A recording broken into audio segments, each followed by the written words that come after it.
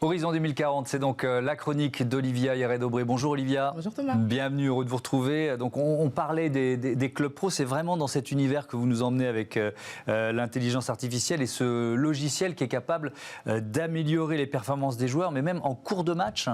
Oui Thomas, et si l'on pouvait prédire la trajectoire d'un penalty en fonction du poste qu'occupe un joueur, eh bien c'est l'une des solutions d'intelligence artificielle développées par la société DeepMind en partenariat avec le club de Liverpool en Angleterre.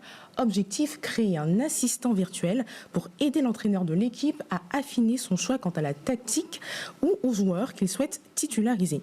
Pour cela, DeepMind a récolté les données de tous les matchs du club de 2017 à 2019 et à partir de l'analyse de vidéos et de trackers GPS, enregistré tous les mouvements des joueurs et du ballon.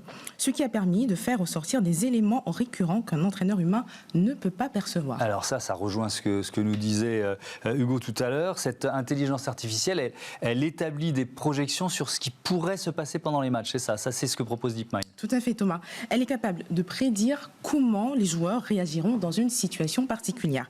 Par exemple, si une passe en profondeur est effectuée, eh bien, le logiciel établit une trajectoire fantôme différente en fonction du style de chaque footballeur. Ces trajectoires alternatives sont superposées à ce qui s'est réellement déroulé. Elles peuvent donc servir de comparaison et de modèle. Et l'analyse de faite par ces algorithmes permet d'améliorer la tactique pour l'entraîneur, c'est ça? Oui, par exemple, lors des dernières Ligues des Champions et Ligue Europa, DeepMind a analysé plus de 12 000 pénaltys tirés.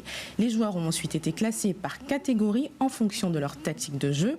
Conclusion, eh bien, les attaquants visent davantage dans le coin inférieur gauche des cages, tandis que les milieux de terrain ont tendance à tirer plus indifféremment dans les coins gauche et droit.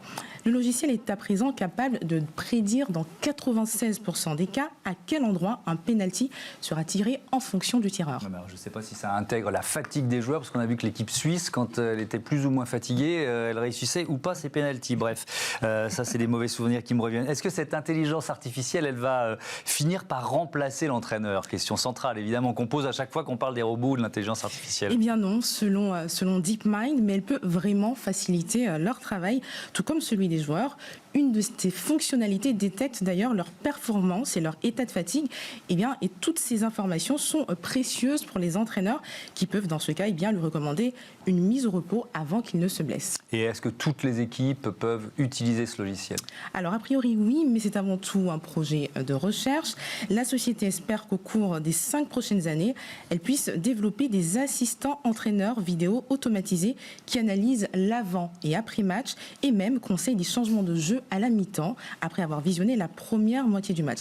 Alors certains pourraient regretter une perte de spontanéité. Vous savez, cette magie de l'incertitude, comme dans ce fameux 8e. Ah bah oui, là il y avait de l'incertitude. Brisé le cœur au final, France-Suisse, mais c'est aussi ça qui fait tout le charme de football. Alors, Hugo Bordigoni, vous vous placez où parce que vous avez travaillé avec Liverpool, donc par rapport à DeepMind, c'était en même temps, c'est quoi la différence en fait? On travaille toujours avec Liverpool. Ouais. Là, c'était vraiment, avec DeepMind, c'était vraiment un projet de recherche visant éventuellement à l'appliquer sur des vrais matchs. Nous, on est plus dans la partie production de la donnée dont DeepMind peut avoir besoin pour appliquer ces modèles d'intelligence artificielle. Et cette donnée brute, elle peut venir de nous ou elle peut venir de GPS utilisé par Liverpool à l'entraînement, par exemple. Donc on est assez complémentaires finalement. Ouais. Mais là, parce que je posais la question tout à l'heure sur la glorieuse incertitude du sport, je reprenais la formule.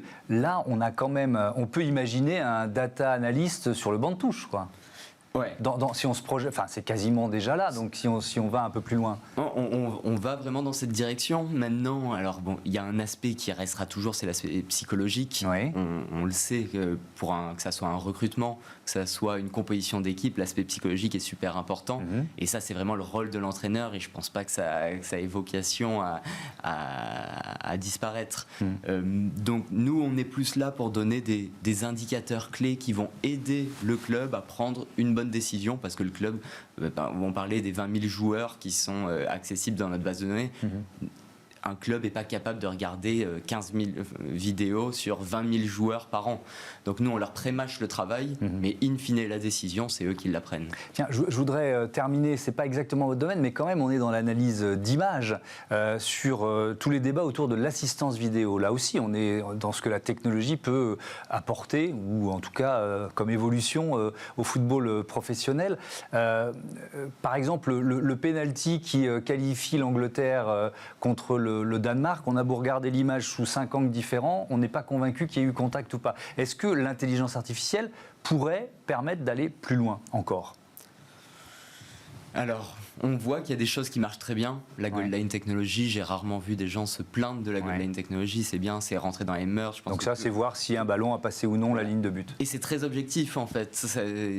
Il est passé ou il n'est pas passé. C'est binaire. Donc ça marche bien. Les décisions arbitrales, on sait que c'est pas objectif. Alors apparemment, il semble y avoir eu contact entre avec Sterling, mais est-ce que c'était là où je vous pose la question, c'est est-ce que l'intelligence artificielle peut permettre en 10 secondes de dire oui, on sait qu'il y a eu contact ? J'ai du mal à le dire. Moi, j'y crois pas complètement. Alors, je crois énormément en l'intelligence artificielle, mais avec une certaine limite in fine. Là, il y a quand même vraiment une notion d'appréciation de l'arbitre. L'humain, je pense, est important à ce niveau-là, dans tout ce qui est appréciation. Eh ben, on va garder cette phrase pour terminer, que l'humain est important, évidemment, et va le rester. Merci beaucoup, merci. D'avoir participé à ce débat. Merci Olivia. À tout à l'heure. On passe à Smart Money avec le marché des Smart Cities au programme. Il y a du smart partout.